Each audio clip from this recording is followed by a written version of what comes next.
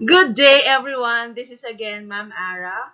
Welcome to another English video lesson. And our lesson for today is entitled Judging the Relevance and Worth of Ideas, Soundness of Authors' Reasoning, and Effectiveness of the Presentation.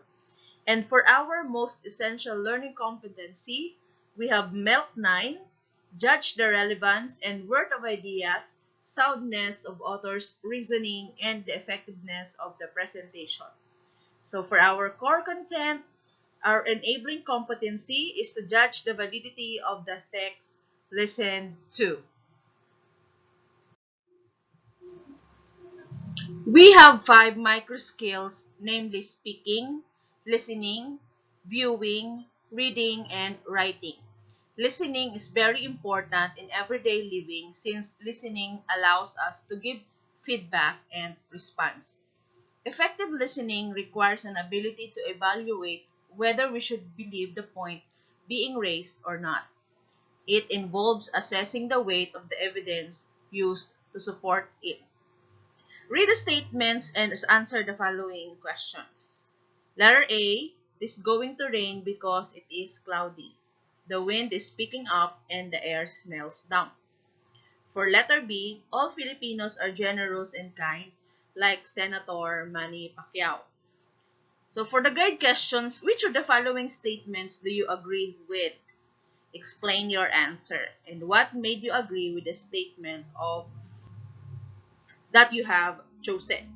So based from the given statement, we believe a certain claim or idea that is being raised through evaluating or judging the validity of the evidence presented.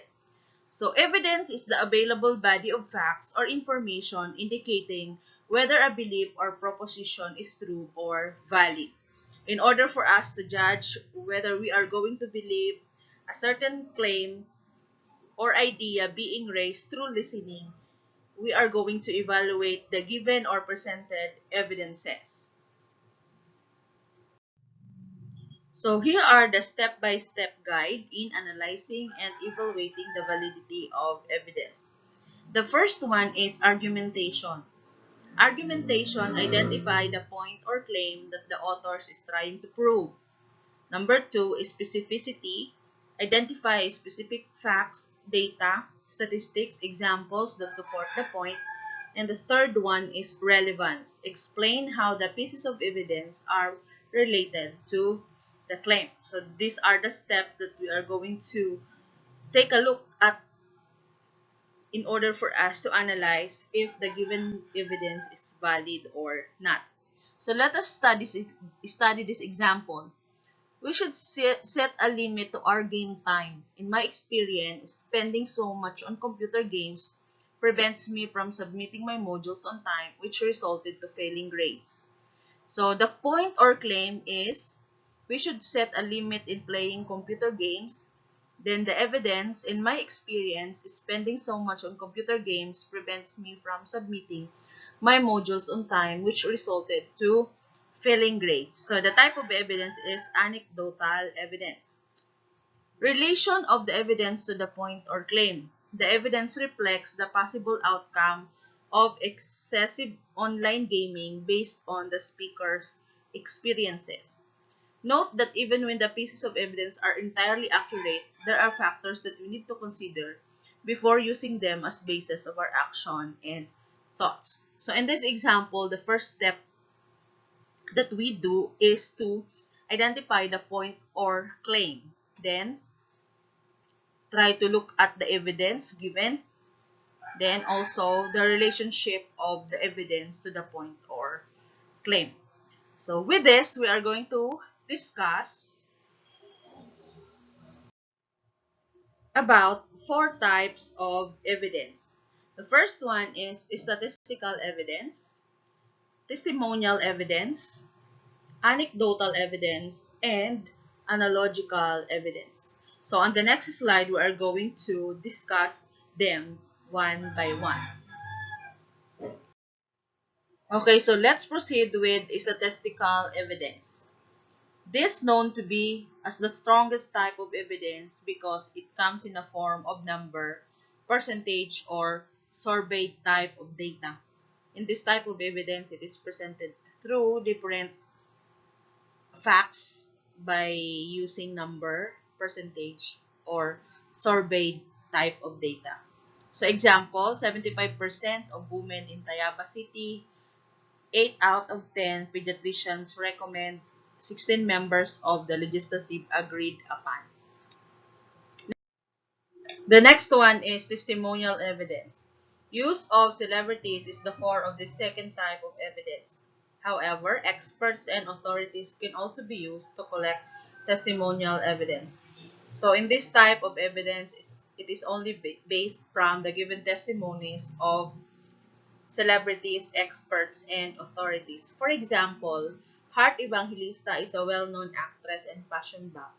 Recommends that Olay lotion is good on our skin.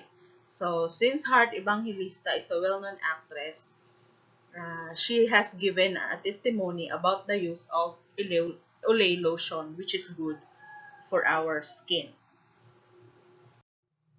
Then, the third type is the anecdotal evidence. It is often dismissed as untrustworthy and meaningless.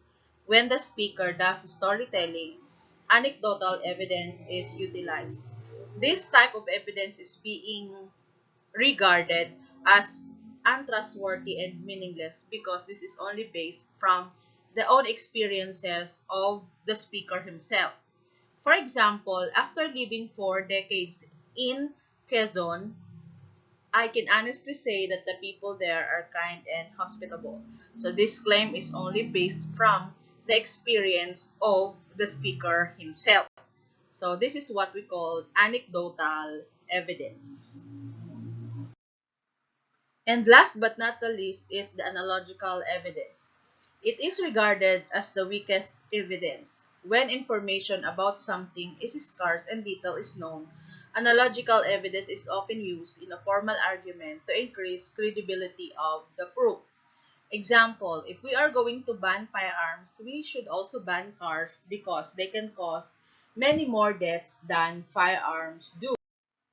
So we should keep this in mind. Kind of evidence, their description, and examples. The first one is statistical evidence. This is the strongest type of evidence. Examples, number, percentage, survey data. Two, testimonial evidence. These are the claims made by witnesses, claims from celebrities, experts, and authorities. Number three, anecdotal evidence dismissed as untrustworthy and meaningless because this is only based from the experience of the speaker himself through storytelling. Number four, analogical evidence, weakest type of evidence because these are based from conclusion made by the speaker through comparisons. Let's try this. Tell whether the given statements or example below are statistical evidence, testimonial evidence, anecdotal evidence, or analogical evidence. Just choose the letter of the correct answer. Now, number one, studies show that hand washing practices could cut the rate of respiratory infections by more than 20%. Is that statistical, testimonial, anecdotal, or analogical? Then, if your answer is letter A, then you are correct. Number two, according to WHO, about 16 million girls between ages 15 to 19 and around 1 million girls under 15 give birth each year. So, what's your answer for this? If your answer is A, then you are correct. Number three, studies show that the use of technology increases self-efficacy. Again, this is letter A. Number four, the Philippine poverty rate decreased from 23.3% in 2015 to 16.7% in 2018 and is expected to decline further in the following years. So this is again A, statistical evidence. Number five, I have seen my classmates struggle from discrimination. It breaks my heart to see people mistreat them because they look different. We must stop discrimination and start looking at each other equally. So what type of evidence is this? This is letter C, anecdotal evidence. Okay, next. Number 6, this weight loss product is very effective. I have been only using for weeks and I can already see the result. So this is letter B, testimonial evidence. I have seen people not following health protocols who regretted in the end. So this is anecdotal evidence.